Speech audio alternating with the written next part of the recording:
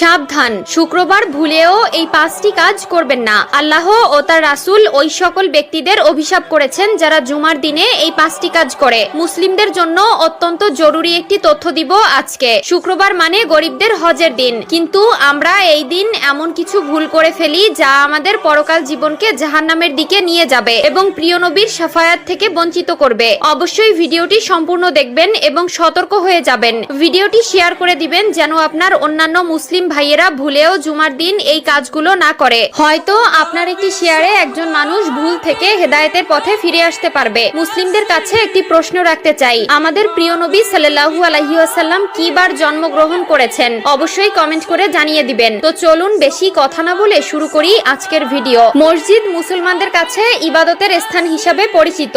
এরপরও আমরা মসজিদে এমন কিছু কাজ করে থাকি যা মসজিদের পবিত্রতা নষ্ট করে। তাই মসজিদের পবিত্রতা রক্ষার জন্য কোরআন হাদিসে নিষিদ্ধ বিষয়ের উপর লক্ষ্য রাখা উচিত। 1 নম্বরে কোনো নামাজি অন্য নামাজিকে উঠিয়ে দিয়ে বসা যাবে না। রুদ্দুল মুখতার 630। মসজিদের ভেতরে প্রতি ওয়াক্ত নামাজ একই স্থানে আদায় করার জন্য কোনো লোক নির্দিষ্ট জায়গা রাখতে পারবে না। 2 নম্বরে রয়েছে মসজিদে হারানো বস্তু তালাশ করা যাবে না, কারণ মসজিদে দ্বীনের কথা বা কাজ ব্যতীত অন্য কোনো কথা বা কাজ করা নিষেধ। মিশকাত শরীফ 654। হযরত আবু হুরায়রা রাদিয়াল্লাহু তাআলা আনহু হতে বর্ণিত, রাসূলুল্লাহ সাল্লাল্লাহু আলাইহি ওয়াসাল্লাম বলেন, তোমাদের কেউ যদি মসজিদে হারানো বিজ্ঞপ্তি দিতে শুনে তাহলে সে যেন বলে, আল্লাহ তোমাকে ওই জিনিস ফিরিয়ে না দিক, কেননা মসজিদ এই সকল কাজের জন্য নির্মাণ করা হয়নি। মুসলিম শরীফ 568। 3 নম্বরে মসজিদে দুর্গন্ধময় কোনো জিনিস খেয়ে বা নিয়ে প্রবেশ করা নিষেধ। মিশকাত শরীফ 655। রাসূলুল্লাহ সাল্লাল্লাহু আলাইহি ওয়াসাল্লাম বলেন, যে ব্যক্তি দুর্গন্ধযুক্ত খাবার খায় সে যেন তার মুখ পরিষ্কার করা ব্যতীত মসজিদে না যায়, কারণ মানুষের মতো ফেরেশতারাও দুর্গন্ধ